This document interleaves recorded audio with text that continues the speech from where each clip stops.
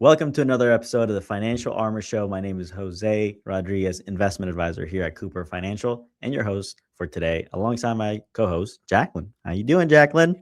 Oh, I'm so good. I'm so good. I feel like things in my personal life are just accelerating. We're visiting Mm-hmm. houses now, Jose, so I'm really close behind you. Really close. And you're what, nine, almost a little over 3 months Yeah. away Yes. Wow. Great from memory. Great yeah. As I know, memory. it's in September, sometime in September. Yes. Yes. Are you gonna come? Where is it? I don't even know where. I It's in think it just. Minnesota. You Oh, gotta did you come just say here it's gonna for be it. somewhere in the forest or something, or where is No, that it's on gonna a be? golf course. Yeah, of course. Okay. All Yes. right. Yes. I don't know why I was thinking the forest because every time I think of Minnesota, I think of outdoors, going out there somewhere Yes. in the Should we do forest. a winter wedding in December where you have to sit outside in the Yeah, winter? yeah, sure. How are you, Jose? I'm doing great. I might have already brought it up in the podcast in the past, but one of my things that is my hobby now and has consumed my life is growing grass in my backyard and front yard. Yes. Yes. Um, and We need The an update. weather is really hot. It's been over 100 degrees, Oof. and water is really expensive now. Water is more expensive than electricity now How about where I'm at. gas? Is it more Well, yeah, expensive than gas gas? is really expensive too. So everything's really expensive right now. But I'm committing to my grass. It's part I maybe I associate too much to my manhood, but I'm sticking to it, and I'm getting progress. Uh, but I'm keeping up with it. Okay. I've learned a lot throughout this process. I don't let my dog pee in the grass, which feels Yep. wrong because that's what's used. I mean, dogs are supposed to play in the grass. Yep. Can't pee in the grass. Can't poop in the grass. Mhm. So you got to get out of there. Yep. And can't run super fast and then like shift. You know what Yeah, I'm like yeah. you know what I mean by that? Yep. Mhm. Because it's just Don't gonna tear up disturb the it too grass. much. Yeah, and then I have to water it, and Uh, fertilizer and all the good soil is the key, by the way, good soil. are you aerating it? I am aerating it. So, trust me, that is something that needs to be done a lot here in Arizona, Yes. Gilbert, because the hot sun just completely, um, it dries it out so much and it compacts and it cracks, and Mhm. then all of a sudden it's just that soil is not very good for growing grass. Mhm. So, Yeah. I don't know if anybody thought that they were gonna come today to this podcast and learn about grass, but here you are. Here you Yes. are learning about Yes, grass. we always have to start with, some practical non-financial related topics. Yeah. We're learning how to yeah, how to grow Mhm. grass in the heat, and I think that's really important. Yeah. If you want fresh grass, you got to Yeah. get it some way. Yeah. Talk about depth, Talk about depth in this show. There's more to it. Oh, yes. Oh, the layers, the layers. I like it. I like Yeah. it. And just digging down deep and finding those layers and how to properly care for them. Look at us with this metaphor today. Yeah. Yep. There we go. We're on fire today, and it's just a Monday. And it's just Um, a Monday. I Well, wonder how we're gonna be in Friday. yes, yes. Well, Jose, I am super excited about this episode. I brought this topic up to you because honestly, I'm not as knowledgeable. I don't really know what HSAs are and the advantages to them. So an Yep. HSA is a health savings account. And Mhm. honestly, when I think of that, I just think of, doctors and health visits and Mhm. I don't know, what else is there? Yep. So today's topic is gonna be health savings accounts, which just the definition of it is pretty much in the name. It's a Mhm. savings account or an investment account that is used for healthcare or health related things. Mhm. Okay. And it's usually only available for high deductible health plans, people that have high deductible health plans. Mm. And you think about, well, what is considered high deductible? And some different carriers have different answers to this, but it's about every $1,700 and above deductible. Okay. Oh, okay. Okay. Some people might have 10, 5,000, 7,000. Depends every person is a little bit different. But if you have over 1,700, you probably have access. You're going to have access to an HSA through your employer, or you can just open your own um, the HSA. Okay. Oh. Now there are some limits to this, to how much you can contribute and how you can use this. Obviously, so the first thing, the amount you can contribute if you're a single filer, which you are right now, but you won't be soon. Mhm. Um, it's right now it's $4,400. Okay, that's how much you can contribute per year to this account. Okay, Okay. now it every dollar you put in, it gets deducted from your income. So whatever money you put in, you don't pay any taxes on it. Okay. So you're going, if you go online or you hear this anywhere, Mhm. it's going to be the triple tax free account. It's an HSA because it's Okay. tax free going in, it's tax free growth, and well, it's technically tax deferred Yep. because it's tax free if you use it for healthcare. Okay, so it grows tax deferred, doesn't, you don't pay any taxes on the growth, and then if you take it out for health expenses, it's Mhm. tax free. So that's why people call it triple tax free. And there's no income tax. Nope. Wow. But there's a asterisk on that. Okay. There is an income tax if you use it for non health related expenses after the age of 65. So I didn't know that you could use it for non-health related expenses. hmm So what does that look like if I were to do that? So if you do it before 65, um, you pay a 20% penalty. Okay. Okay. But if you do it after 65, then there's no penalty, but you pay income taxes. Okay. Okay.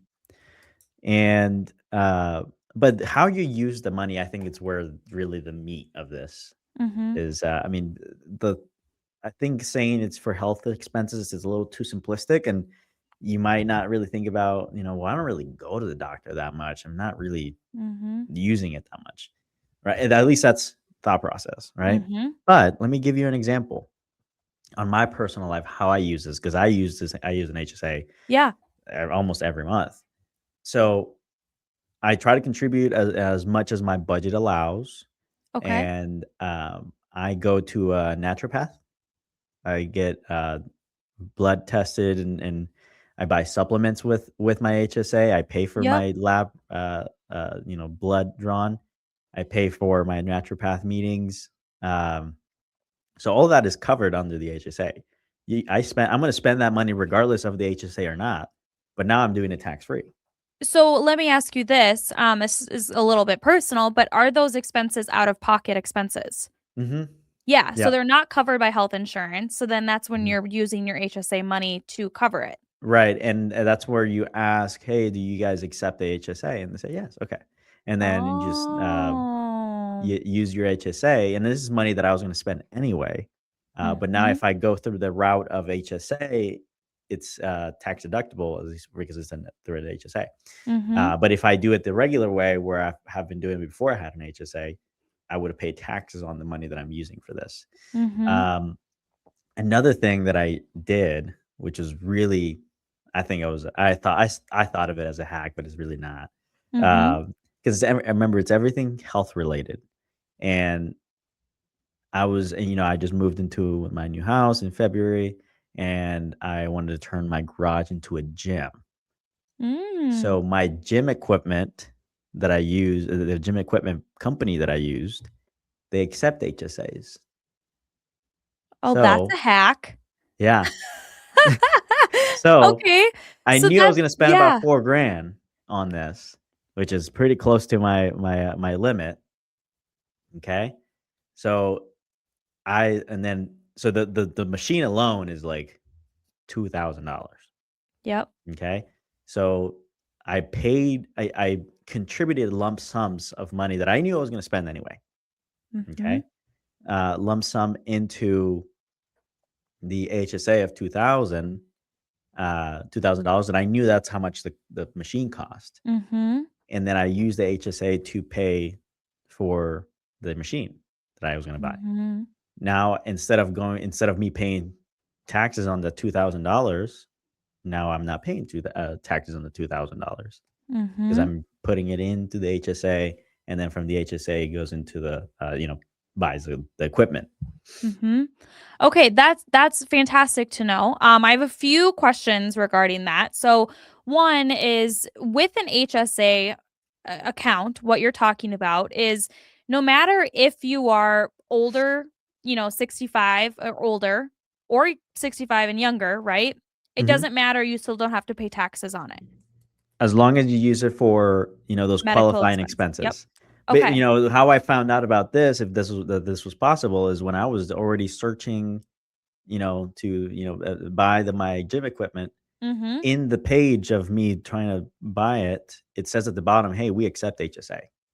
So it's either gonna Okay. be popped in your face, "Hey, we accept HSA," or you just ask, "Do Yeah. you accept HSA?" Yes, Yeah. no, maybe.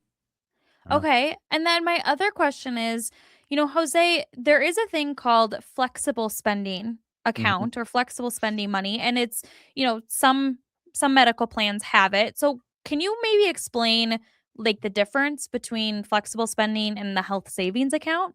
Yeah, the biggest difference is the flexible savings account, you can't roll it over to the next year. If you it's kind of a use it or lose it, Okay. and it's usually the employer that gives you the amount of money. Let's say the employer gives you $1,000 in the Yep. FSA. You can use it, for the health expenses, uh, but if you don't use it, it's gone, Mhm. okay? So you can't really accumulate the money. Mhm. Although, and that's why an HSA, in my opinion, at least for majority of the time, I like it because it's money that if you don't use it, then you can roll it over to the next year, and it's portable. You can take it with you, Oh. and that's where I see the benefit on it. And Yeah.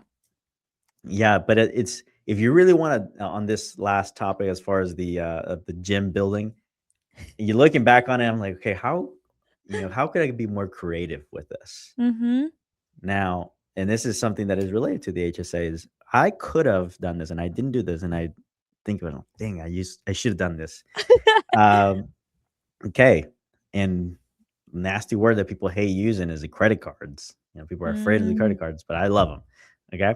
So I could have bought the equipment Mhm. with my credit card and Yep. get 1.5% on the Yep. 2000. So that's money in my pocket, Or 1.5%. miles or whatever credit Yeah, card you but well, in use. this Yep. particular case, how I would have done it with my specific credit cards that I have, Yep. I would have gotten the 1.5% cash back.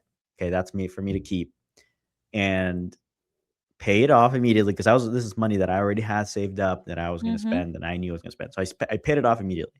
So I get to keep Mhm. the 1.5% of the 2000 and uh the 2000 was actually in the HSA, right? Remember? Mhm. I contributed so I got the deduction, Yep. but I didn't pay it directly from the HSA. I paid it with the credit card, Okay. got the cash back, and Yep. then from the HSA, I paid off the credit card. You can do that. Yeah, and all that you have to do to be able to do that is show the receipt to the HSA. There's like an app where you can upload the Oh. receipts, and it's like a refund or Mhm. I forget reimbursement. That's what it's called, Okay. the But reimbursement. I like that, but I do wanna make sure for our listeners to make sure to still check that the company allows for HSA, correct? You Yeah, still wanna that's the confirm biggest that. key. That's the Mhm. key. For example, when I started before I started using my HSA with the naturopath, for example, Mhm. I asked, "Do you guys accept Mhm. HSA?" You have to ask, Yes. or it's going to be labeled somewhere that it's available for HSA or FSAs. Mhm. Okay. Yeah. So, Jose, you mentioned earlier, the HSA investment account, and you said Mhm. investment account. And what does that mean? I mean, does it grow interest as well? And how does that maybe Yeah. work? Yeah, and they're all a little bit different. For example, I'm going to tell you how mine works, and I'm pretty sure it's very similar to a lot of them. Mhm. When you have a little bit of money in there, it only grows to an interest, fixed interest, like a Mhm. savings account, just like a Mhm. regular high yield savings account. Now, if you put a little bit more money in there, for me in my account is anything above 1,000, now you can start investing money. ETFs, stocks, Oh, mutual funds, wow. and things like that. So that now that could make your HSA grow larger. And I've seen some Mhm. of these HSAs, be $100,000. I've seen people just build it up and never use Wow. it, which is not obviously you're supposed to use it. Use it. I mean, Mhm. that's what it's made for. Yeah. So what happens with those people that they come to me and they're already 65 and they've built this $100,000 HSA? What happens to them? Okay, because after 65, after you file for Medicare, you can't contribute anymore to the HSA. Oh. Okay, but you can keep it. You just can't contribute to it. Okay. Okay. And so now I like to think about, if you're not using it for healthcare expenses, Mhm. think about it as just an IRA. Mhm. You take the money out. Since you haven't paid taxes on it, you're going to pay taxes on it now that you've taken the money out. And but the biggest difference now is that it technically doesn't have a required minimum distribution, RMD. Oh. All IRAs Yes. have, traditional IRAs have that RMD, requirement distribution. Depends on your age, but yeah, it could be 70, 73, 75 um, years old. So you can use the money. It's going to be taxable, um, and there's no RMD, so you can technically grow the money, Mhm. um, and not be, because that's usually where trap, in my opinion, comes with the IRAs, that people build it up Mhm. so large, and they do need some money out of it. But when the Mhm. time comes of RMDs, the requirement of distribution, that amount is way big, way larger than what they actually need, and that's where the unnecessary tax comes in. Mhm. Um, so that's what happens with people that grow this amount, this HSA over time. Um, let's see, and as far as the contributions go, going back to the contributions, it's kind of similar to the IRAs and Roth IRAs, where after the age of 55, you can contribute an additional $1,000 Okay. per month. So, not per month, annually. Mhm. So, for example, for a single filer, it's $4,400. But once you turn 55, you can bump it up to $5,400. Mhm. Okay. Now, if you're married filing jointly, $8,700, 8,750. But if you're over um, Mhm. 55, 9,750. Yeah. Well, so I have a question about the withdrawals that you brought up, past age 65, right? Mhm, And basically, we talked about this being a triple tax advantage. And mhm. so when you're withdrawing, you're only paying taxes on the withdrawals once, correct? Well, if you're not using it for health expenses, then Mhm. you pay for it. You pay for the taxes Okay. on it coming out. It's just going to be income tax. So let's say Okay. you're making $60,000 a year, and you pull out 10,000 that is not for health expenses. Now Mhm. your income for that year is 70,000. Let's say, Mhm. using that example of $10,000 withdrawal. Mhm. That's And how then that the would be considered. yeah, and the other question I have, Jose, is when it comes to we talk a lot on this show about long-term care, right? Mhm, And what happens when you do get to that age of maybe a nursing home or mhm, maybe, some living expenses, mhm, right? mhm. Do you what do you think an HSA, I mean, can you use that money towards anything, or is it only doctor's visits? No, you can use that, for long term. Like I said, it's anything health related. Mhm. Now, is it the best option for long term care? Um, I would say not. I mean, there's other ways to pay for long term care that I think would be more beneficial, where you get most bang for your buck. Mhm. And we've talked about those strategies in the show before, where you're trying to leverage your money. Right in the HSA, you're relying on the stock market doing really well, Mhm. really good, so you can grow that money and eventually be able to pay for long term care. Um, Mhm. and long term care policies, they're kind of outdated. They don't really work like they used to, just because there's so many people on it now. Mhm. And, those companies like Gentworth, they are pricing people out of their policies which they're increasing their premiums, which means that they're going to have to stop because they can't afford it anymore. Mhm. So usually a different alternative that I always like to consider is using uh, life insurance as a way to pay for long-term care, or some other way of asset-based long-term care option, Mhm. where if you think about it, you for every dollar you put into this, you get 3, 4, $5 Mhm. in benefits for long-term care. And Mhm. if you don't use it, then it's still there for your beneficiaries. Mhm. So I would rank it from best to worst for long-term care. I would say life insurance is good. Another asset-based long-term care strategy would probably be second, which is there's other multiple different ones, so I don't want to Mhm. muddy the waters on that. And then a third would be the HSA. So Okay. that would be my ranking. Yeah, so it truly sounds like, an HSA has the triple tax advantages, Hmm. which might be more useful before age 65 Hmm. than it really is after age 65. And for the long term care questions that you might have, it's really important to talk with a financial professional to maybe go over different options and how you can use them in tandem with each other. Because an HSA does sound like a great strategy when used properly. And maybe, like you said, now, maybe you Hmm. have medical expenses. Maybe you use it as it goes in, it comes right out each month, Hmm. like Hmm. Jose. Yeah, that's how I use it. Yeah, I mean, there's totally different uses for an HSA account, but it's really important to talk about the tax benefits and also the tax Hmm. implications of it, and how it can be used for your long term strategy. Yeah. Yeah, and, I mean, that's really how I mean, it could be used in so many different ways for everybody, specifically. So, I would encourage people to, ask us questions about, Mhm, "Well, this is how my life is and my lifestyle. How can I leverage my HSA?" And then we mhm, can have that conversation and see how that works, because my story, is very specific. I'm building my own gym, right? And mhm, I go to a naturopath. Most people, maybe you don't build your own gym, and then mhm, you don't go to a naturopath. So how else would you use this? And then we can have that conversation.